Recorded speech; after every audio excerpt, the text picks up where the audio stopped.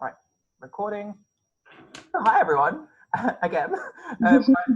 Welcome to our first ever online event for the Future Leaders brand. My name is Mia. I'm actually on the board of directors, and I'm also I also work for our partner Consult Energy. And for those who don't know who we are or what we do, we started off wanting to give back to the energy and utilities industry to help people's development and really to help people to become the best they can. Inclusivity is at the forefront of what we do, so it doesn't matter if you're CEO or just starting out, we're just really here for you.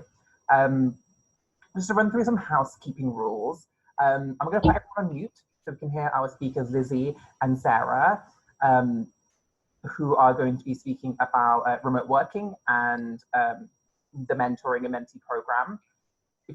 We're also going to be doing a Q&A after each section, so if you aren't comfortable necessarily sort of putting your mic on and asking the question, feel free to drop me a message and I can do it on your behalf. Yeah, I think with that, I think we're going to kick off with Lizzie. So I'm going to pop you all on mute. So Lizzie, when I give you the go ahead, feel free to start.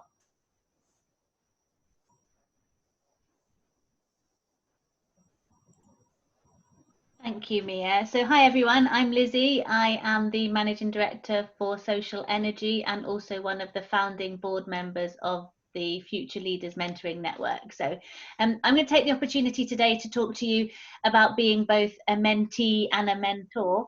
I have the luxury of being both, so I thought I'd share both perspectives with you.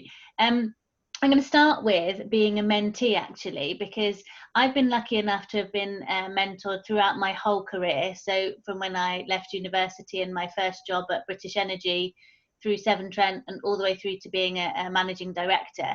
And if I'm really honest, when it started, I don't even think I knew what it was. I don't think I realized I was in a mentoring relationship. I think it's only with hindsight that I've understood how that helped me and how it's helped me progress my career to where I am today. For me, being mentored is all around a safe space to talk to somebody. It can be about anything, and I think it would be wrong if we didn't acknowledge that that can be personal and professional. You know, I know personally that if I'm having a tough time at work or it's busy, I become really ratty with my kids at home. And same if I've got something big on at home, I become slightly more distracted at work. So the truth is they can't be separated. So I think from a mentoring relationship, it's a great safe space to have a mix of the two and support for both. I think mentoring is very informal when it comes to how I like to work. I will ring my mentors ad hoc, drop them a message. You know, it might just be a check-in, how are things, and we chat to each other. It could be about a massive life decision, in which case I might need to schedule a little bit more time in their diary to make sure they've got space. Or it could just be a quick bit of advice on how to handle something. But it really is around reacting to the things that I need and them then being there to support me and me offering support back actually. I think the biggest things that I've learned around being mentored is that most of the time they pretty much play back my own thoughts. They organize them, they make them less chaotic, they help me with some direction, but it's normally what I'm already thinking. And what it is a really safe sounding board to help me collect those thoughts and make sure that I understand them and I'm going in the right direction. It's not normally revolutionary advice that I haven't already considered. I think if I could take one thing away from being mentored, it's probably learning to say no. And that sounds like an odd thing, but I think as people starting out in careers or women in industry, we're told to grab every opportunity, make sure you never let anything pass you by, you know, don't miss out, don't want to regret that. But if that opportunity is not right, it's okay to say no. And I think having had a mentor who helped me recognize where I wanted to go and how I wanted to progress, when opportunities have come up that perhaps weren't the right thing for me, they've helped me and given me the confidence to actually say, do you know what, that's not the right opportunity for me. I'm going to wait for the right thing or go in another direction. And I know that I wouldn't have had that confidence to forge my own path and progress my career in the way that I have if I hadn't have had a mentor helping me with that. So I think if I move on to actually providing, sort of being a mentor and working with a mentee, I absolutely love being on the other side of the relationship too. I probably get as much benefit energy and learnings from being a mentor as I do from being a mentee. And I think that it really is a two-way relationship where you can learn from each other regardless of which side of the relationship that you're on. I think there are probably 4 key things that I think are worth sharing with you that I think are really important for the foundations of being in a mentoring relationship. And the first is authenticity. So when I start a relationship with my mentee, I always discuss with them how I work, you know, who I am, share a little bit about what matters to me. You know, if they are looking for somebody who's going to be very rigidly structured and talk to them about data and insight in decision making, I'm probably not the best mentor for them. You know, I'm very emotionally led, I'm a little bit chaotic and not that organized, and it's okay to share that because the relationship has to work. Which brings me on to the second point, which is really around a personality match. If you don't find that personality match, it's okay to say that and to say, do you know what, I'm going to find another mentor, or it isn't going to work for me. It really is important that you have that connection. I think it's a good point now to highlight, don't just go for people though that are similar to you. So a personality match is really important, but somebody who's just going to replay your own, look at things the same way you do and replay things to you in exactly the same way probably isn't going to add a massive amount of value. Somebody who can perhaps come at things from a different angle or has skills that you don't have, are really important to give you a really nice rounded mentoring relationship. Trust is essential in this relationship. So you need an environment where you're both completely comfortable there. Now, if you're really lucky, you really trust each other from day one and straight away you've got that really good bond, but you might have to work at it and that's fine. But you do need to make sure that it's a really safe space pretty quickly for both of you to feel comfortable in. And I think lastly, the most important thing is it's a two-way relationship. So it can't all be take one way. It is only as good as the amount of effort that you put in. So it really is important to invest in your relationship, whether you are the mentor or the mentee. Make sure that you invest time into that relationship because it is important and it will make a difference. I think for me, the reason I love it is when you see the person that you've been working with grow and develop and perhaps overcome challenges that they wouldn't have otherwise. A huge sense of pride when you see that person overcome something that perhaps they were struggling with before. And it's so rewarding when you realize that you've played a very tiny part in helping that person sort of hit that milestone. So I think the last thing for me before I get into trouble for overrunning is that your learning and development is essential in your career for you both professionally and personally. And a huge amount of that can be gained through mentoring and a mentoring relationship rather than formal coaching or formal training and development. So I guess the last thing and piece of advice would be, if you don't already have a mentor, go and get one. You definitely won't regret it and it will only add value to you and your career. And if you do have a mentor, be a little bit selfish. So your future and your development are really important. So don't waste your mentoring opportunity. Make sure you've got the right fit for you and really make sure that it helps you grow. Brilliant, thanks, Lizzie. I'll open the floor. Does anybody have any questions that they want to ask? Feel free to unmute and ask. Don't worry, there's no pressure, so don't worry. I've actually had one come through to me. I'm worried about my development, especially in light of COVID-19. What can I do? Yeah, so I think that's valid. I think some people feel perhaps that it's the wrong time to worry about development. It's probably the perfect time, you know, specifically when times are a bit tough. If you're not looking after yourself and investing in you, you won't be the best you can be to deal with these situations. So, you know, it costs nothing to join the Future Leaders Mentoring Network. It's a free service. So if you're struggling for some support, then sign up and grab a mentor, grab a couple of mentors. I've got multiple mentors for lots of different reasons and lots of different things. So I think investing in yourself with a mentor can really help. Finding yourself time and space, and I think Sarah we'll talk about it later, but be kind to yourself. You know, it does matter, you matter, and regardless of what's going on with a global pandemic or any other situation, you have to look after yourself. That's great. So before we move on to Sarah, are there any questions anybody that might have? Don't worry, it's not the last chance. We'll have another Q&A at the end, don't worry. It's Andy. It's not a question, it's more of an observation to what Lizzie's just said. I think think one of the things that I've experienced is that multiple mentors. Don't just think it's about one person.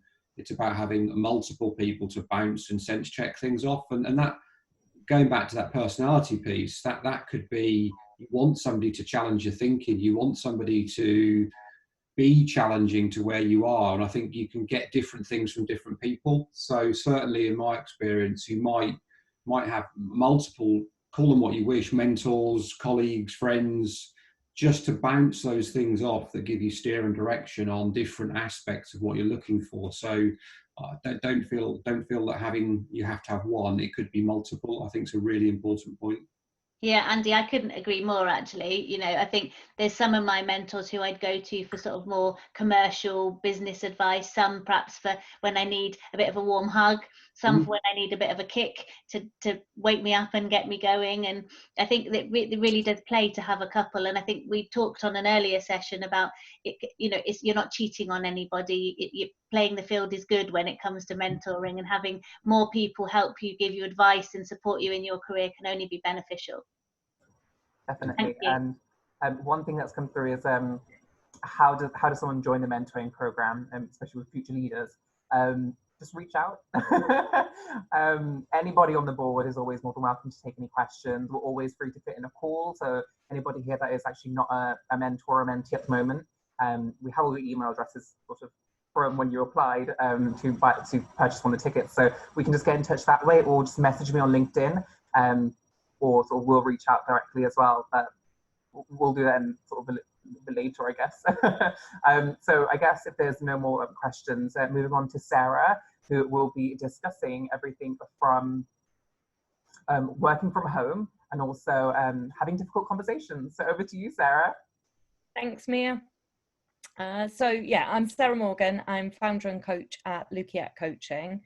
But before setting up my coaching company, I had 25 years experience in technology and customer operations across quite a wide range of industries.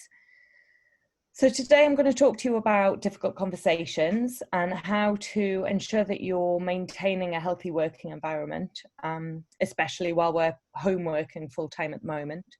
And I'll leave you with a couple of tools that will help you handle difficult conversations effectively, or as well as you can. So imagine the scenario. I was very tired, I was very stressed, and one of my managers had fluffed an incident, and we had a very upset customer, and I had had enough. I was irritated and was about to blow my stack when I realised I was about to screw up. And instead, I took a deep breath and asked him if maybe we could have a chat about what had happened. Now, I'm guessing most people will be able to identify with that scenario and would like to be able to handle it well. And the first thing is looking after ourselves. So like Lizzie was saying earlier, when you're stressed and under pressure, it tends to spill out into other areas of your life. But it goes in the opposite direction as well. When you're looking after yourself and you're making sure that you're replenished, then you handle stress and pressure more readily. So particularly while we're working at home full time right now, it's really difficult. So make sure you're taking really regular breaks and spending time on activities that do replenish you. When you're in the office, even if you're head down working, you're still looking up from your screen regularly as people walk past or pop to your desk. You're getting up, you're going to get a coffee, chatting to someone in the kitchen. When you're at home working, unless you're being disturbed by a 6-year-old, quite often you can be focused on your screen, just head down for 3 hours, and you don't really look up from that or take a break. So it's really important to put some structure into your day and to make sure that you literally schedule those breaks into your day. And it's more important than ever while we're juggling so many different demands in lockdown. The next thing is trying to have a really clear demarcation between home and work. I was chatting to a guy last week who has taken to commuting by walking around his garden 10 times on the way to work and then again on the way home from work. And it just helps give him that little bit of headspace and really separate home from work a little bit more effectively. So I would definitely recommend putting some of those rituals of some description into your day to make sure that you don't allow work to bleed into your home life. And the final thing on healthy home working is be kind to yourself. This is a crazy time and it's stressful. It's not the same as working from home 1 day a week under normal situations. So make sure that you find time to breathe, to look after yourself, to just be kind to yourself and perhaps to the other people in your home as well. When we're in a good position mentally and emotionally, we're far better able to have difficult conversations in a really constructive way. So in terms of having difficult conversations, the next thing is you need to show that you care about your team. And that's important because it's obvious that you can have much more direct conversations with people that you've got a relationship with. Kim Scott wrote a book called Radical Candor that really put this into words in a way. It was something that I'd felt for a long time, but she developed a quadrant model to show how caring for people enables you to be able to challenge more directly. So on one axis, you have someone who's indifferent to you or someone who really cares about you. And then on the other axis, you've got someone who doesn't really challenge you at all, or to somebody who challenges you very directly. So at the top quadrant, you've got somebody who, it's that boss, we've all had them, who doesn't care two hoots about you, will bawl you out in public without thinking twice about it, challenge you very directly. And Kim calls them obnoxious aggressive. And then you've got the fluffies. They really care about you. They'll bring you a cup of tea and a hug, but there's no challenge. They don't hold you to account and they don't get you to up your game. And she calls them ruinous empathy. Where you want to be is in that sweet spot where you really care about people, but you're challenging them very directly for yourself, for the business, for them. So how do you do that? The obvious piece is about building great relationships, and that's got to be genuine. It's got to be authentic. You're not going to want to spend time down the pub and be best mates with everyone, but it's about making sure that they understand that you respect their viewpoint, that they've got the opportunity to express their opinions and to give feedback. In a role I had a few years ago, there wasn't really a culture of feedback. When I started, I set up a series of meetings so that the broader team could meet with me, give me feedback, talk to me about what was going on, ask me any questions. No agenda from my side. It was really open to them. And I always also put in a series of skip level one-to-ones, which wasn't about checking up on my managers, but it was giving the broader organisation the opportunity to have some face time with me and give me feedback or ask me any questions. And once those teams understood that I was really open to that feedback, that I wasn't going to be defensive and I wasn't going to be dismissive, and that I would do what I could with that feedback, it opened up a really rich seam of feedback. And they felt much more engaged in the business and much more trusted and cared for. So what about then when you're having to give feedback? The first thing I'd say is start with some humility, because you don't always know the full story. So give the person that you're about to feedback to the opportunity to tell their side of the story. And then when you give the actual feedback, I use the mnemonic SBIG to help me structure the conversation. So S is situation, B is behaviour, I is impact, and G is going forward. So using my example from earlier, I firstly stepped aside with the manager into a quiet area and asked him why the incident got so out of hand. And he explained to me that he'd wanted to handle it himself, but had got in a bit of a muddle with it. And then when he'd realised he needed to ask for help, so much time had passed, he felt embarrassed or uncomfortable about that. So kind of stuck his head in the sand and did a bit of an ostrich. So my feedback to him was situation. The customer had an issue that another team could have helped you resolve. Behaviour, because you didn't want to ask for help, you let it drag out and you didn't update the customer. Impact, this meant that the customer didn't know what was happening or when to expect a resolution, and that resulted in an escalated complaint. So going forward, please ask for help and I'll make sure that you get the support that you need, but you must talk to the customer and keep them updated. So it took the heat and the personal aspect out of the conversation. It's clear why it's an issue, but also clear what you expect from them in the future. And if the situation occurs again in that going forward segment, you can add something like, if this occurs again, we're going to have a more formal conversation and start to build up the blocks of disciplinary if that's the route that needs to be taken. But remember, don't personalize it. It's the behavior that you're calling out, not the person. And taking that personal element out of it can make sure that they're much better able to hear the feedback. The other thing with that example is I really cared about the manager in question, and he therefore trusted me enough to be open and honest about the problem. He didn't try and brush off why it had happened or fob me off in any way. And that came from showing him time and again that he was able to come to me with problems. I would always recommend giving feedback immediately if you're able to. Certainly give it quickly. Delay at your peril. The longer you leave it, the harder it's going to get, and behaviour may become compounded, which makes it even harder to give that feedback. Definitely don't save it up for a one-to-one, because the moment's passed. The detail might have been forgotten by you or by them, and they've missed the opportunity to put things right straight away. Now, the SBIG structure for feedback can be used for praise and for constructive feedback or criticism.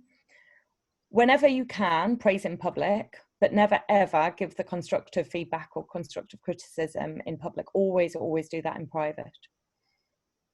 And then, I'm not sure if we've quite got time, but I'll be really quick with my final tool, which is around how you can review how well you've given your feedback. So after you've given some feedback, get a piece of paper, split into 2 columns. On the right-hand side, write down what you said, and on the left-hand side, write down what you were thinking. And then you can have a look at it and see, did your thoughts and your feelings, your emotions about the situation spill over into what you said, or were you able to keep your words adult to adult? And by reviewing that each time, understanding if you allow your assumptions about someone else's motivations or behaviours spill into the discussion, you can get better at making sure that that doesn't happen in the future. Thank you. Perfect. Thank you so much, Sarah. Does anybody have any questions that they want to ask at all? Any? I've got one come through, which was, I'm a bit worried about going back to work in the office after all of this. How do I make that transition? That is a really, really good question.